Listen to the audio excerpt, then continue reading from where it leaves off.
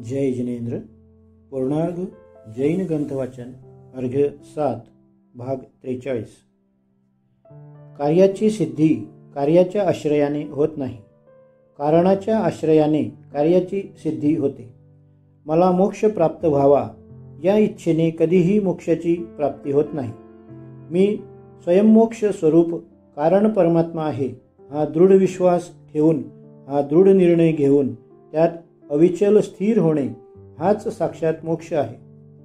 मोक्ष एक आपला आत्माच आहे व मोक्षाचा मार्ग देखील एक आपल्या कारण परमात्म्याचा आश्रय घेणे हाच आहे। मोक्ष एक मोक्षाचा मार्ग देखील एकच आहे। नान्यथा साध्य सिद्धीही, याशिवाय साध्य सिद्धीचा मोक्षाचा दुसरा मार्ग नाही। आजपर्यंत जे सिद्ध झाले ते सर्व स्वयं आपल्या मोक्ष स्वभाव कारण परमात्म्याचा आश्रय घेऊनच मुक्त झाले।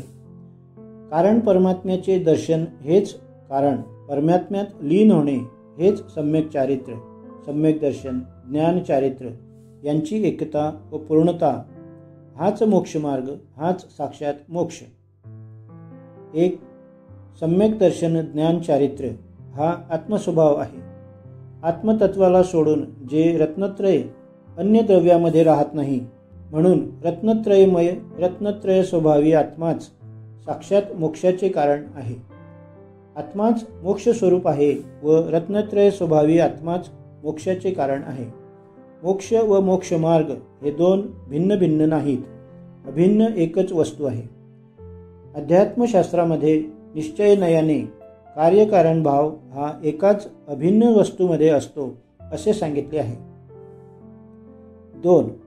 उपादान कारणच स्वयं कार्यरूप परिणमते। जसे उपादान तसे कार्य। आत्मा जसा स्वयं स्वतः सिद्ध बनलेला आहे तसाच तेवढाच तो सिद्ध अवस्थेत शिल्लक राहतो। वास्तविक सिद्ध ही संज्ञा परमार्थनयाने स्वतः सिद्ध आत्म्याची आहे, तेवढाच सिद्ध अवस्थेत शिल्लक राहतो, म्हणून सिद्ध पर्यायामध्ये पर्यायनयाने सिद्ध म्हटला जातो। सिद्ध भगवंतांना सिद्ध म्हणणे ही उपचार संज्ञा आहे। स्वतः सिद्ध भगवान आत्म्याला सिद्ध म्हणणे ही मुख्य संज्ञा आहे। आपला भगवान आत्माच स्वयंसिद्ध आहे याचा दृढ निर्णय घेऊन जो त्यात स्थिर होतो तोच पर्याय रूपाने नंतर सिद्ध व्यवहारनयाने म्हटला जातो। 3. सुवर्ण पाषाणातून जे सोने निघते ते अग्नीच्या सहाय्याने किंवा पाषाण मलाच्या अभावाने निघते असे नसून त्या सुवर्ण पाषाणामध्ये मूलतः स्वतः सिद्ध जेवढे सोने असते ते व तेवढेच सोने निघते। पाषाणातून किंवा अग्नीतून सोने निघत नसून सोन्यातूनच सोने निघते। तसा सत्स्वरूप मोक्ष शक्तिरूप असलेला आत्माच मोक्ष पर्यायरूप बनतो। कर्म किंवा कर्मोपाधींचा अभाव मोक्ष स्वरूप बनत नाही। सत अकारणवत नित्यम। शक्ती मोक्ष स्वरूप आत्मा सत स्वरूप आहे। शक्ती मोक्ष आत्म्याचे ध्रुव स्वरूप आहे, म्हणून तो स्वयं कारणरूप आहे। कारणाला दुसऱ्या कारणाची आवश्यकता नसते, कार्याला कारणाची अपेक्षा असते, म्हणून मोक्ष पर्यायरूप आत्मा स्वयं मोक्ष स्वभाव रूप असल्यामुळे त्याला अन्य कारणाची देखील अपेक्षा नसते। मोक्ष पर्याय अनंत कालपर्यंत मोक्षरूपच राहतो, याचे कारण आत्मा स्वतः सिद्ध मोक्ष स्वरूप आहे। स्वभाव हा ध्रुव अनादिनिधन असतो, म्हणून आत्मा अनंत कालपर्यंत मोक्ष सुखाचा अनुभव घेतो। तो पुन्हा कधीही संसारात येत नाही। व्यवहार शास्त्रामध्ये मोक्ष मार्ग 2 प्रकारचा सांगितला आहे, पण त्याचा अर्थ मोक्ष मार्ग 2 प्रकारचा नसून मोक्ष मार्गाचे कथन साक्षात मोक्ष मार्ग व परंपरा मोक्ष मार्ग, अपवाद मार्ग, तीर्थ प्रवृत्ती मार्ग याप्रमाणे 2 प्रकाराने केले आहे। त्यात मोक्ष मार्गाचा क्रम दाखविला आहे। शुद्धोपयोग हा एकच साक्षात मोक्ष मार्ग आहे।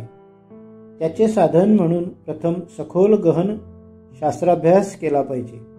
शास्त्रामध्ये 6 द्रव्यांचे 7 तत्वांचे यथार्थ स्वरूप वर्णन केले आहे। जीवाच्या द्रव्य गुण पर्यायाचे वर्णन केले आहे. शुद्ध उपयोग म्हणजे आत्मतत्वाची अनुभूती. आपणास आपल्या आत्मतत्वाची अनुभूती होण्यासाठी ज्यांनी स्वतः प्रत्यक्ष आत्मानुभूती घेतली आहे असे पंचपरमेष्ठी यांचा आदर्श समोर ठेवला पाहिजे. त्यांच्या द्रव्य गुण पर्यायाचे स्वरूप समजून घेतले पाहिजे. जो अरिहंताचे द्रव्य गुण पर्याय जाणतो तोच आपले द्रव्य गुण पर्याय जाणू शकतो. जसे आपणास आपले मुख पाहण्यासाठी प्रथम दर्पणात पाहणे आवश्यक असते, त्याशिवाय आपणास आपले मुख दिसू शकत नाही, त्याप्रमाणे अरिहंताचे द्रव्य गुण पर्याय चिंतवन केल्याशिवाय आपणास आपल्या आत्म्याचे द्रव्य गुण पर्यायाचे ज्ञान होणे शक्य नाही. ज्याला आपल्या आत्मतत्वाची अनुभूती झाली त्याचाच राग द्वेष मोह दूर होतो. तो स्वतः परमात्मा बनतो. परमात्मा बनण्याचा हा क्रमबद्ध मार्ग आहे. याशिवाय दुसरा मार्ग नाही. प्रथम अरिहंत देवाची भक्ती, पूजा, दान, दया आदी व्यवहार धर्म हा मोक्ष मार्गाचा क्रमबद्ध मार्ग नितांत आवश्यक आहे. पण त्याचे पालन करीत असताना लक्ष, भावना, रुची, निश्चय धर्माची शुद्ध आत्मस्वरूप जाणून घेण्याची ठेवली पाहिजे, तरच तो व्यवहार धर्म परंपरा मोक्ष मार्गाचा साधक होऊ शकतो. याप्रमाणे प्रत्येक मुमुक्षू भव्य श्रावकाने आपल्या शुद्ध आत्मस्वरूपाचे ध्येय लक्ष ठेवून वितराग देवशास्त्र गुरूंची, पंचपरमेष्ठीची भक्ती, दया, दान आदी आचार धर्म तीर्थप्रवृत्ती मार्गाचे क्रमाने आचरण करीत करीत शेवटी आपल्या आत्मस्वरूपाचे चिंतवन करीत आपल्या आत्मस्वरूपात स्थिर होण्याचा प्रयत्न केला पाहिजे. आजपर्यंत जे कोणी सिद्ध परमात्मा बनले ते याच मार्गाने स्वसंवेदन भेदविज्ञान बलाने शुद्ध उपयोग पुरुषार्थानेच सिद्ध झाले.